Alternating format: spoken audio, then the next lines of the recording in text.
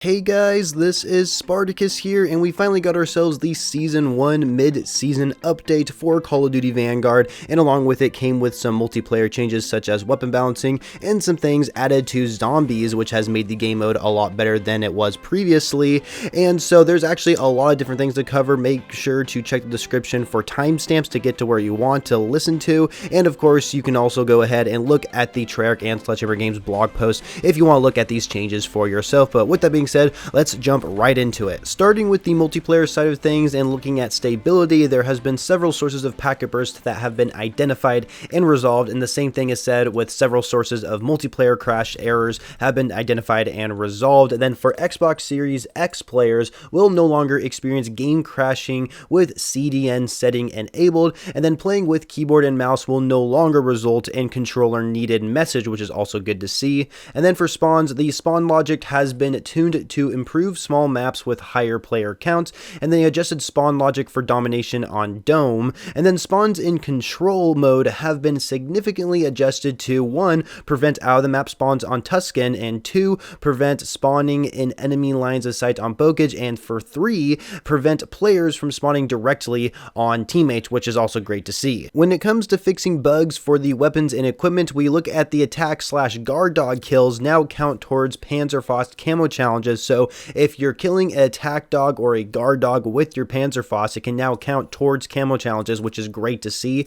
And then the STG Reptilian Camo Weapon Challenge is now tracking bloodthirsty kills, and then the STG Predatory Camo Weapon Challenges is now tracking multi-kill. So if you still haven't got that weapon gold, such as myself, then you can actually get that thing done and over with. And then the Katana Unlock Challenge is now tracking properly. Apparently it wasn't tracking this whole time. I actually never knew about that. And the 3-line rifle can now be reloaded with the ZF4 3.5 times rifle scope equipped. So apparently you couldn't reload that gun with that scope equipped. I actually had no idea. And then they addressed an issue that prevented the kill an enemy while they have a spy plane active 5 times challenge from tracking in the countermeasures career challenges. So I did hear about people complaining about that challenge and how it just was never tracking, and now it should be tracking, which is good. It shouldn't be too hard to actually complete anyway. You just gotta play normally for the most part. And they addressed an issue where care packages would land out of reach when playing Armageddon on Tuscan and DOS House, and that's kind of funny how they chose those maps in particular.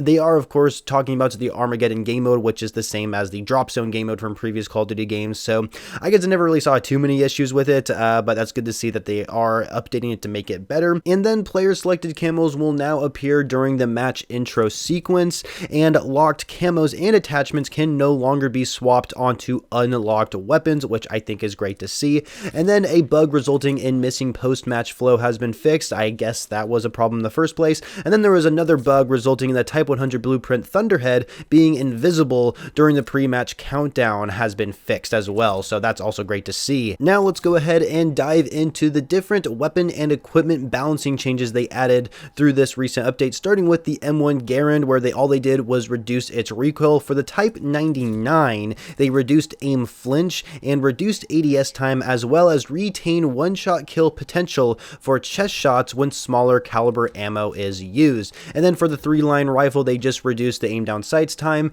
And then for the Kar 98, they retain one-shot kill potential for chest shots when smaller caliber ammo is used. So the same kind of change there for the Kar 98 is similar to what we saw with the Type 99. And then when it comes to different ammo types, the hollow point actually has removed damage range penalties, so they no longer have like reduced in damage when using hollow points anymore, which I think is pretty cool to see. We'll have to see how popular that ammo type becomes. And then for equipment, the stun grenade has reduced stun grenade damage in hardcore modes.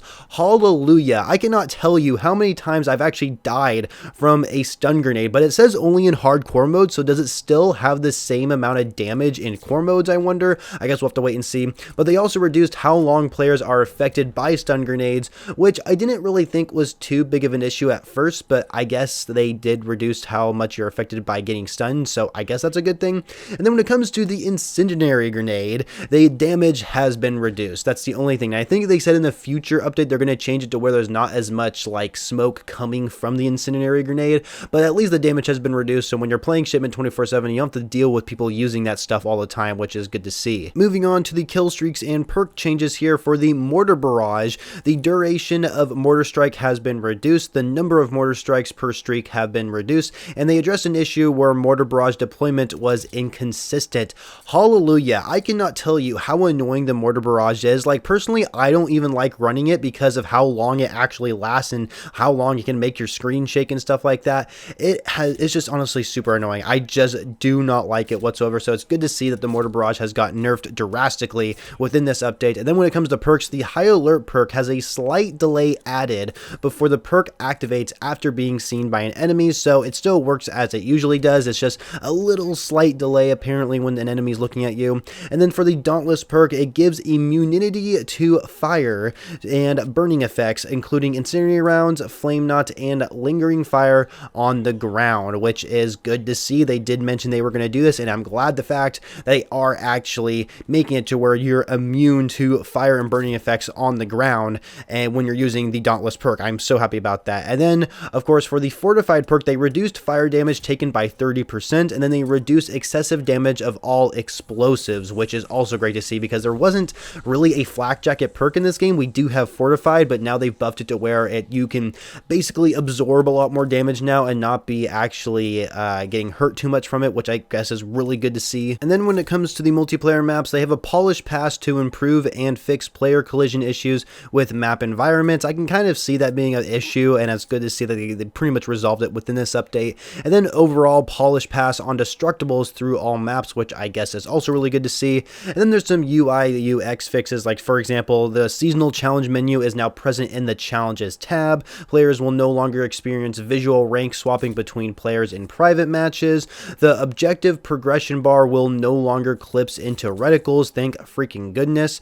Unintended disorientation of MVP images has been fixed. I mean, so yeah, sometimes the MVP will, like, I don't know, it won't like be displayed properly or something like that, so it looks like they fixed that. And then the continuous post-game level up animation when players reach Prestige 3 has also been fixed. And then the store menu navigation has improved when viewing and toggling between bundles. Wow, they gotta improve that, right? Because it's the store, that's how they make their money, right? So that is everything for multiplayer. Now it's time to look at the zombie side of things, and keep in mind I do have Treyarch's blog post in the description as well, so you go ahead and look at it. I mean, it's also in Sledgehammer Games blog post as well, which I'm actually going to be reading off of. And so starting with the new feature called Void, and so what this is, it's survival gameplay comes to Shinonuma in the Void, accessed from Von List's office in Stalingrad. Rounds are advanced by defeating increasingly difficult endless wave of zombies rather than by completing objectives. So basically they're bringing in traditional zombies wave base into Der Anfang by going into the Void essentially.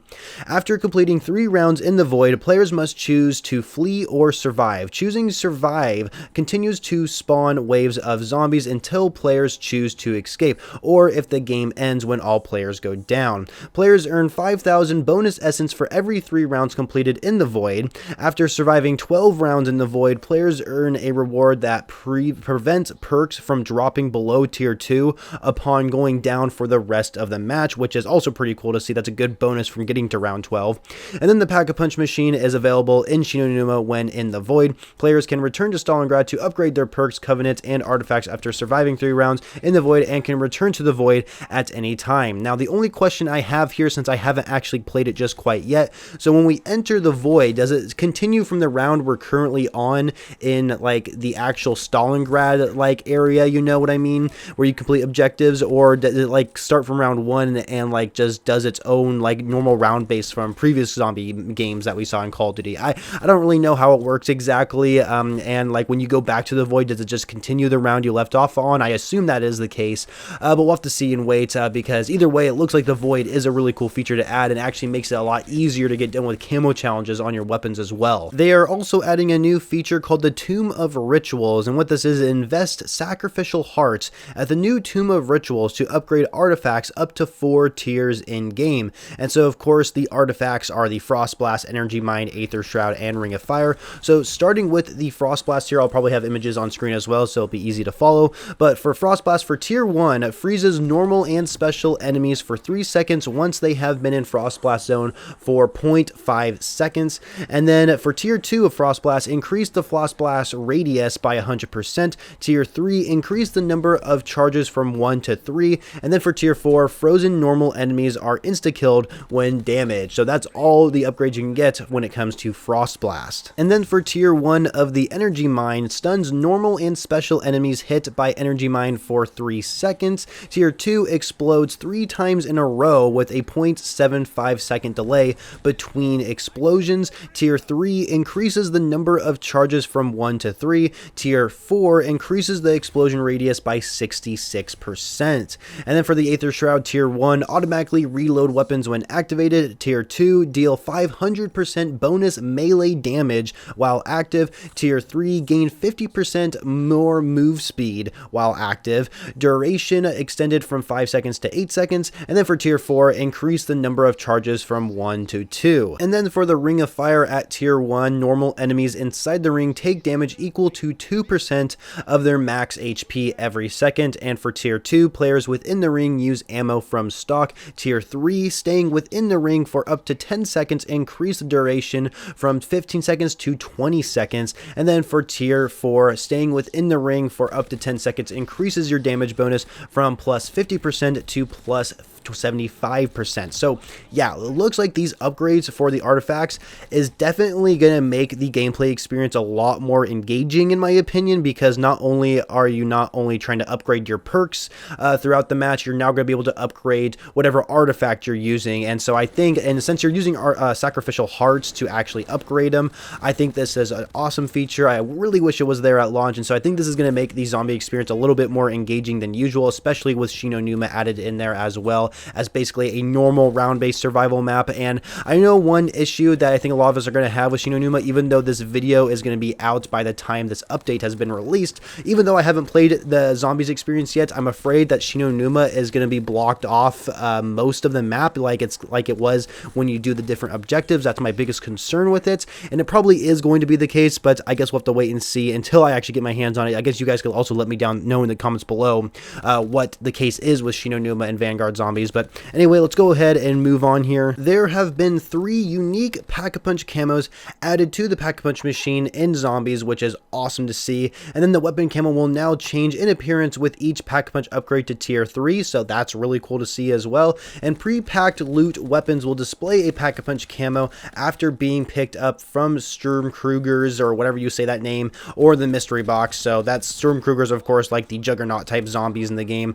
So that's really cool to see. And then for weapons, they're adding the combat shield, which is quite interesting. So you can also use it in the loadouts and from getting it in the mystery box. And so what it is it mitigates a portion of damage from the direction the player is facing when raised. And the shield can't break, by the way. And it protects the player's back from partial rear damage when stowed. So essentially what I'm getting from the combat shield is that you're not going to be immune from damage when zombies are trying to hit you. It's only going to mitigate some of that damage. So maybe the amount of damage that a normal zombie might hit you with, depending on the round you're on, I suppose, maybe it's only going to deal half the damage when the shield is facing that zombie. I'm assuming that's what the case is going to be, because you guys may not know this, but the Aether camo, right, the max camo you can get within Vanguard zombies, the Aether camo, whatever it's called, Dark Aether camo, you do have to get camo challenges done with the shield. So now that they're finally adding it, it's going to be a lot more easier to try and get that max camouflage, the Dark Aether camouflage, now that the shield's going to be added to the game. So we'll have to see how this plays out. But